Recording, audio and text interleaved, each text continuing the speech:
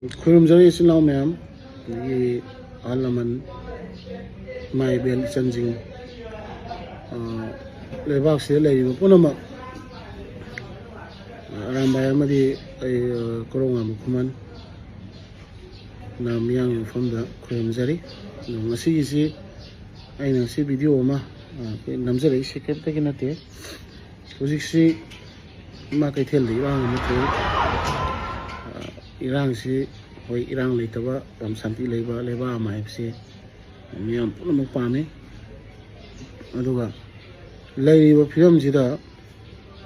mai ben jingna haisi hojik census tawriba si lep census ki sangjal leiba thabak si lepu haibani masi yamna maru oiba core oiba issue ni koi census se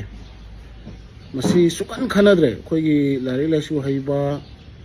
Ozazing the Kangai ma'am say the politicians who mangare core issues it not here satpa Lan Manu Sumare Lan Manu Iran Kalimatam the Quasi core issues kaino a quina thing that even Maru ever issues kaino guys Adom the Aquina Adom the high bagase politics Busalapi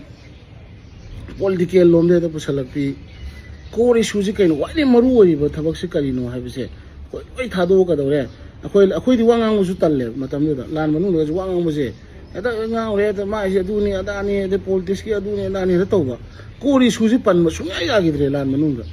kai no da ngasai gi matam nu lan manu ji da khoi gi popularity ta laga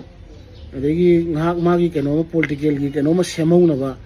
adegi ma gi mathang ma gi power pai hau na ba ma gi kai ma kana hau na ba khan ma mi sing yam mani na ne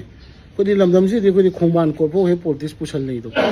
lami ko la sawo politics pusal na ba lamdam ni na matam na khona lan manung daga haibasi kasu mayam si kya interest leite hojiti mek senga le hojiti sum lir lega mai bu phina ku pa de haibugum na hojiti tawri ba lamdam si de thoi bi rang si karino thoi ba maram si na kaino kai ju si tam tam su tholei se ngaki khojeng da ata chawning ni na pa ngang bu dan taw si aseng tholei se Uji mai ben mayam no ji census to ba yaroi uji lady fm ji census to ba yaroi ko loi kai na tawri se si maram yam chai aduga unnecessary da irang thon ba su phate uji mai ben ji no tayar gas caption na pochan na to bu su ai manipur police ki koi officer jing lebiri ba koi sar jing de su ai ko non haijari adagi koi gi pham pai ba koi gi government pai bi ba koi gi koi MLA minister jing koi si minister jing chief minister da su ai ko non haijari unnecessary di rang thon gum si aina haijaning madi masi ima event jing law boi muhta isagi tawam thokpane haidi state amada leiba matamda state adugi hongai ba demographic changes mayam se isana yengjan bom thoeba asi akoi miyam ni rang hoi mathok ta de si masana khangadoni leiba du leiriba koigi miyam gi mihut oiriba koigi MLA minister jingna leiba du future sem deni ma future sem demographic hajini mi kaya samai da mi kaya leiri lamdam sida mi kaya jigi kaya kadawni chakkat any development ni khangde adagi thabak thorom khodimak da punamak se demographic hai demography degi loina holakadoine mi masing dei holakadoine anang ngasi yengbiyo singi district singda example nagagi area yengo nagai kasu hengkate akoi maitai gi area yengo maitai kasu hengate pangan gi yengo kasu yamna oide ko kadai reno angang amana matai manao mana sahi mana angang kun mari kun mga popo ratio da ni lei si singi men wena khoi keno na ta ba mafam jing ko ki area ta ba sing yeng bio si data ne ba khoi pa haya pote ba data da lei bane ba nagagi MLA sinau indigenous people ori ba nagagi MLA se tra mari le rame ba nagagi MLA sit masing tra mari le rame ba ngasi tara da ngai gre ba kamai no mari kai sakhe mari kamai mangri no ado 2011 gi census ta 2011 gi 21 gi census pauda supreme court da case lei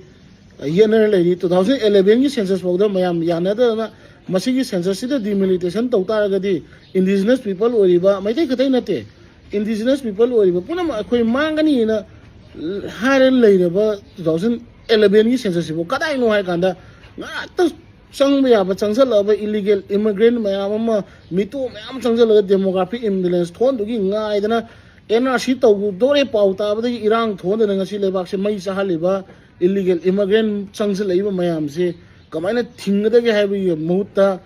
census tau sala ga di moi illegal immigrant sing do khoina certified tau sa ma na ba nang si yare nang haina khoina moi da pra pithok pi ba sa ma na re ba adu ka do ni khoina ngasi future gi dam ta khoina ngasi sai su gi dam ta khoi hawrak ka ba na ha jing dam ta akoina lauri ba akoina ILP gi ho da si gi ba mi tau gi ba mayam shok gi mayam akoi kari kana duri gi akoi ST ta na re mai tai ne ST ta na re ha ro demography imbalance to ka ne ST ne ga do duri gi sugum mayam ma lai yu mayam je kan na bi da mok ne ba khoi ngasi miyang mi hu ne lai bi ba ji assembly ju phami मदद पुथोपियो खनबियो नैनबियो कमाय तौदना थिंगदगे कमाय तौ तौगदगे नैनबियो बा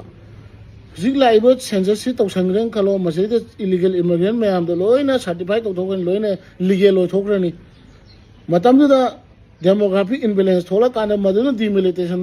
तौरकु मतमदा नागागी सिटक्या मांगनी मनि तंपागी सिटक्या मांगनी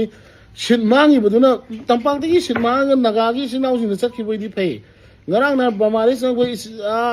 illegal immigrant mayam do haijan ga kan da lebak si kari oiduri ge ba si mun na khana bi ba si officer ne na ai kyam kuin hingbe ani ai mantri ne na ai kyam kuin hingbe adori ge lebak si future na sa kan da